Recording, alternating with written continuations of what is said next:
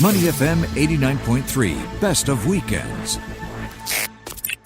Joining us now on the line is Steve Okun, our regular contributor for our International News Review. Steve, great to see you. Great to have you on again. You know, I hate to say it, I'm probably more optimistic today than I have been in weeks or months. I mean, we're actually starting to see good news. Well, let's hear it. I can't wait. So let's start first with the what's going on with the recount, with the Trump challenges in court. Where do we stand? I think there were something like 30 plus lawsuits already that have been thrown out. Is that correct?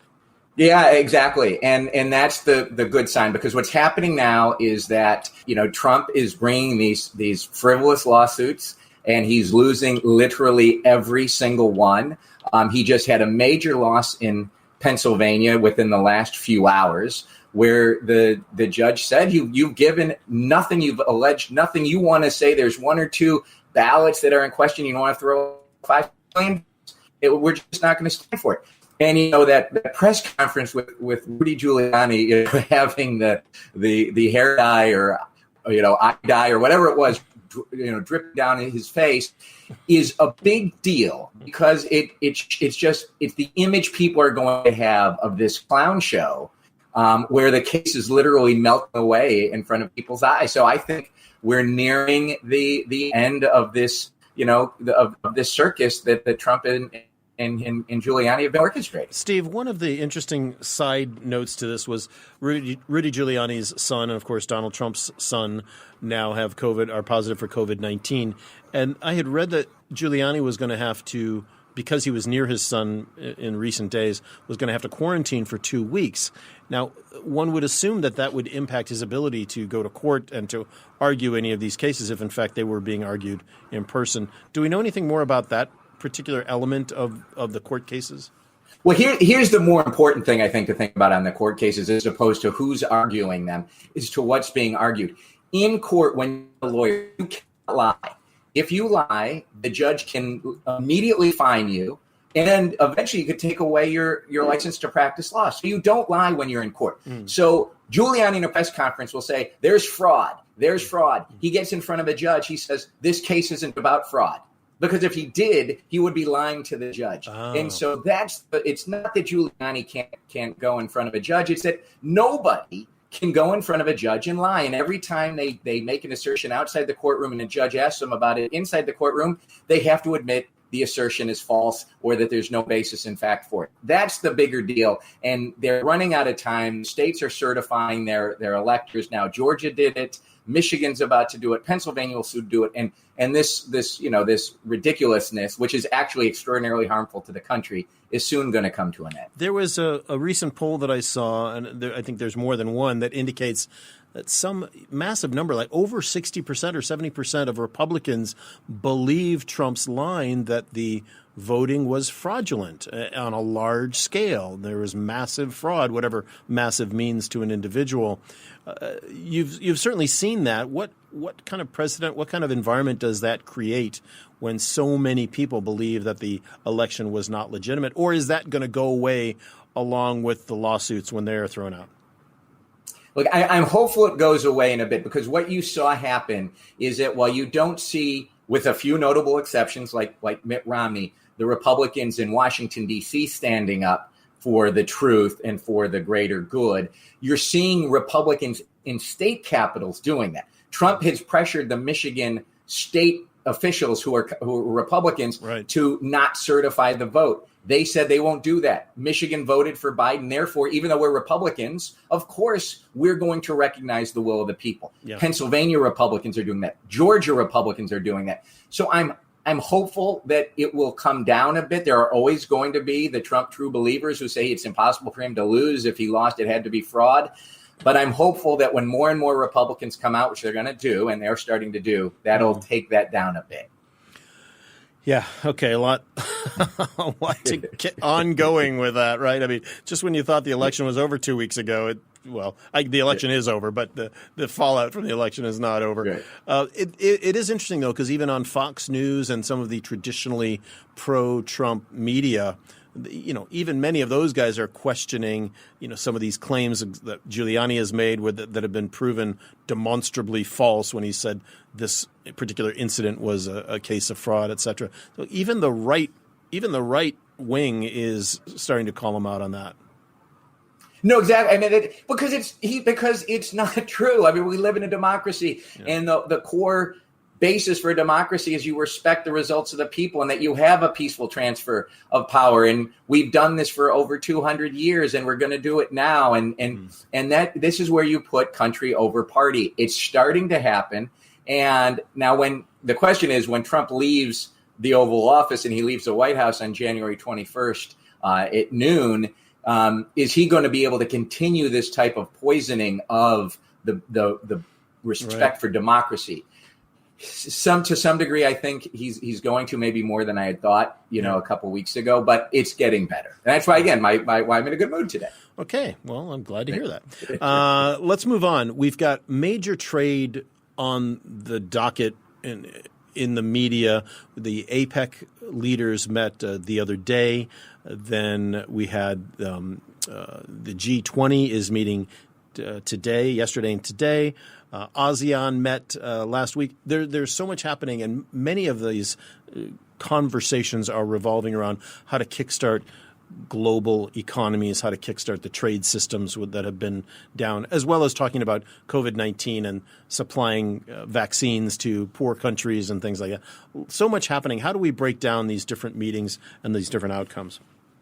Well, I think there's one key thematic to keep in mind, and I wrote about this in my op-ed for the Straits Times on Friday, and that we're seeing this return to multilateralism, this respect for multilateralism, the need for multilateralism to address the core problems we face, the existential problems we face as a planet. It's with pandemics and the climate and income inequality, which is what trade can help alleviate. And I'll tell you the good thing about Donald Trump is that he taught two things. One, he took the U.S. out of the multilateral system. He left, Paris. He left the WHO. He's trying to break the WTO. And now the U.S. recognizes, Democrats and Republicans, multilateralism does work for the U.S.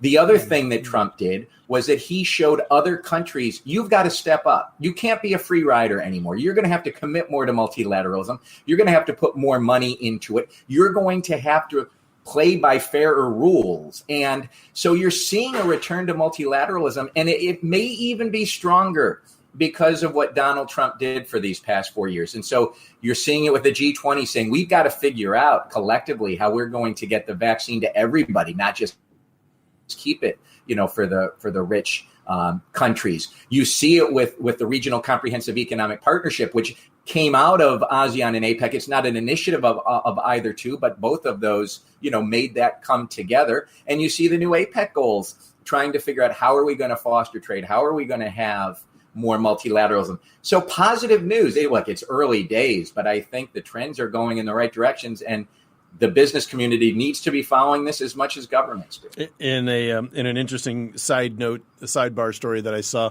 as at the G20 opening yesterday, MBS Mohammed bin Salman of Saudi Arabia was giving the opening address, and at the same time that he was giving the opening address, President Trump could be seen looking down at his desk, and moments later he popped out a tweet about how unfair the election was. So he clearly wasn't even listening to the opening address at the G20. And you talk about multilateralism, at least at one address, 1600 Pennsylvania, it doesn't seem to really have sunk in yet that about listening to others and working with others. If he's not tweeting, he's playing golf. So you've got kind of two choices for the president right now. But these different deals, and I spoke with Dennis Hugh of the APEC Policy Support Unit just a few minutes ago, and he indicated that there is a renewed sense of urgency and understanding that countries have to come together, trading blocs have to come together to get everybody out of this crazy predicament that they're in. Do you feel like that is going to work for Singapore and for the businesses in this part of the world? I'm going to say yes, but look, it's not clear, and there are competing. And I listened to that great interview you had with him, and you talked about the rising nationalism and protectionism. That's not going away either. So you've got these competing goals where governments recognize, yes, we need to integrate more, we need to have more trade, but at the same time, you see a country like Vietnam saying, well, we're going to require all data to be onshored, right? We're going to have all these data localization requirements. And look, if you don't have the free flow of data, how are you going to have the free flow of goods? How are you going to have free trade? So you've got these competing interests in a country like Vietnam, which is integrating on the one hand, but at the same time worrying about cybersecurity, which takes them in a different direction. You look at the United States, which is saying, what is the lesson we learned from the pandemic? We need to reshore. We can't rely on countries for PPE. We can't rely on countries for pharmaceuticals. So you're having these competing interests, and it's going to be it's going to be bumpy in how they work out. I don't want to be Pollyannish and say everybody's going to come together. We're going to have regional trade now. It's all going to work out well. Partially it's moving in that direction, but it's partially moving in the other direction, and you're going to have to find a balance. But at least we have a multilateral approach by everybody who's now seeing that's the way to address things. It's not bilateral, and it's not being a free rider. Yeah. At the APEC meeting, Chinese President Xi Jinping was invited to attend. He did. And through that meeting, at that meeting, he indicated that he would positively consider joining the CPTPP. And how big of a deal is that? I mean, of course, this was the deal that the U.S. was supposed to own, which was going to box in China and make sure that China played by the trade rules all those years ago that the U.S. was dealing and negotiating this. If China comes on board with this, what does that do to that deal in terms of our regional trading environment, our global trading environment? Okay. Well, what China would have to do to come into that deal, as it's drafted now, and there's no reason to believe it would change, they would have to level the playing field when it comes to state-owned enterprises. They are not going to be able to subsidize all of their SOEs. They're not going to be able to protect them from competition if they come into the TPP. They're going to have to amend a lot of their intellectual property rules because there's intellectual property chapters in the TPP. They're going to have to open up more for foreign direct investment. So China to come into the CPTPP means they have to take a lot of internal structural reforms, which many would argue, myself included, that's in their ultimately national interest because it is going to make their economy stronger. But it's going to also open them up to a lot of foreign competition. It's going to require them to be much more transparent.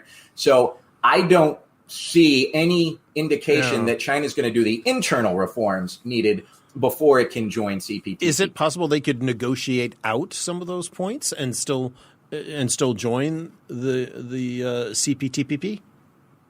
Okay, short answer, no. Now, you can have carve-outs. So certain governments have carve-outs to say we're not going to be part of this because of our national laws. But you give China carve-out. You give people time. You say, okay, well, you've got to rewrite all of your intellectual property rules. Well, that's going to take years. So we're going to give you 3 years before you have to meet this commitment. But to say that China can pick and choose what it wants out of CPTPP, we'll take the tariff reductions, but we're not going to have SOE reform. No, that would not fly with governments like Singapore, Australia, Japan, Canada, Mexico, all who would have to agree to that. That's not going to happen. Okay, let's close out, Steve, with a story that is, I think, from a diplomatic standpoint, quite interesting and explosive on one level, and that is the head of the Tibetan government in exile has visited the White House for the first time in 60 years. Lobsang Sangay is the president of what's called the CTA, the Central Tibetan Administration, meeting with the newly appointed U.S. Special Coordinator for Tibetan Issues. This is a massive line in the sand that the Trump administration has crossed. And what's interesting to see is how Beijing will react to this, because Trump will be out of the presidency at noon on January 20th. He is president from now until that time, and he has full executive authority to do what he wants. You could see along these lines of engaging with Tibet, something the United States has never done. Maybe Secretary Pompeo goes to Taipei 101 for New Year's Eve this year, and you have a Secretary of State visit Taiwan for the first time ever. Right. You're going to see the the China hawks in the Trump administration push as hard as they can to have that confrontation between the U.S. and China, make life difficult for a Biden administration. Now, the question is, can China restrain itself for the next 60 days, not react to these provocations, and then when the Biden team comes in, have those negotiations that need to be had on the economy, but on these issues as well? So I think we know what the Trump administration is going to do. Question is, what is President Xi and the party going to do in reaction, if anything? Steve, are these not potentially good things for people on the left as well? I mean, this type of engagement is something that Democrats would surely see as a positive thing, talking to allies, whoever they may be. This isn't necessarily a bad thing. And does it perhaps give the Biden administration some air cover because Trump has done it? It's been done. And as a lame duck, nothing really can happen to Trump in this case. When Biden comes in, he can say, hey, look, it wasn't me. Donald Trump started that ball rolling, so we're just going to carry on with it. Well, I think you're 100% right to focus on the fact that the view on China in the United States is bipartisan. Democrats and Republicans have the same view. Business community and NGOs more or less have the same view now, or certainly a lot closer than they ever were before. So the question is, can the Trump administration do things that beyond a meeting like this, right? That's a one-off. Can they change rules? Can they put on sanctions? Can they put on immigration challenges that would be tough for Biden politically to underdo, even though if he would have the full executive authority to do those as president? Those are the things to watch. Are there going to be more companies sanctioned? Are there going to be media kicked out of the United States? Or are there going to be immigration bans on Chinese officials that party members can't get visas? Those, which could be politically popular, will they not give Biden air cover, but will they be tough for Biden to undo if he wanted to do them politically? That's the thing I'm really going to focus on in the next 2 months from the Trump administration. Steve Okun, Senior Advisor, McLarty Associates. As always, thank you so much for being with us on our International News Review. Thank you, Glenn.